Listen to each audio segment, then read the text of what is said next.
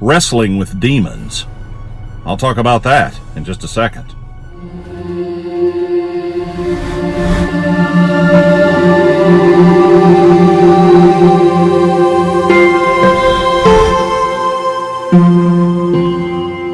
Good morning.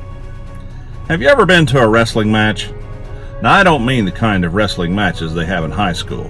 I'm talking about a quote-unquote professional wrestling match. I've been to one where all these colorful characters battle one another. Now, whether it's fake or it's real is something that's, of course, been up for debate for years and years and years, and we all have our opinions. But the point I'm trying to make is sometimes you see these individuals striving with one another on stage. Sometimes you see individuals in other sporting events that are striving against each other. But you know, all of us have a wrestling match going on in our lives. Sometimes it's for our very soul. Unlike these folks on the stage, we wrestle against something different. The Bible tells us that we don't wrestle against flesh and blood, but against principalities and other spiritual beings that sometimes try to bring us down. And certainly we have to pit ourselves against the forces of darkness. We may not see it. It may not be something that manifests itself in a visual way, but all of us feel oppression sometimes.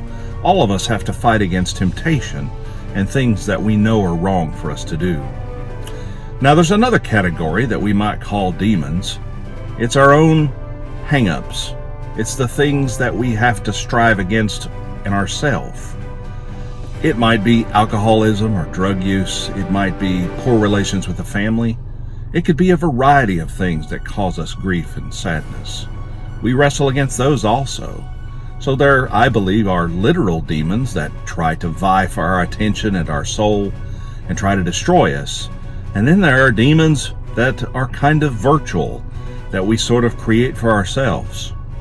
They may have their roots in evil, but sometimes people set themselves up to have to fight against something that's bad for them, and they just can't seem to let it go.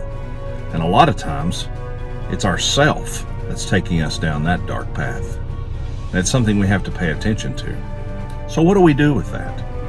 Well, what we do is we try our very best to not rely on our own strength, but to rely on the strength of the Lord Jesus Christ. Because I find, folks, that every time I try to fix something myself, do it myself, go forward myself, I end up falling flat on my face myself. You simply are not equipped, and you cannot overcome some things on your own. Now, that might be a matter of pride for some people, but the sooner we recognize that we need the good Lord to help us, the better off we'll be. So my advice is, turn to Christ, follow His guidings, follow His teachings, and let Him fight for you. If you're tired of losing, let Jesus win, because He already has. I hope you have a great weekend. Have a great day. Be kind to each other. See you next time.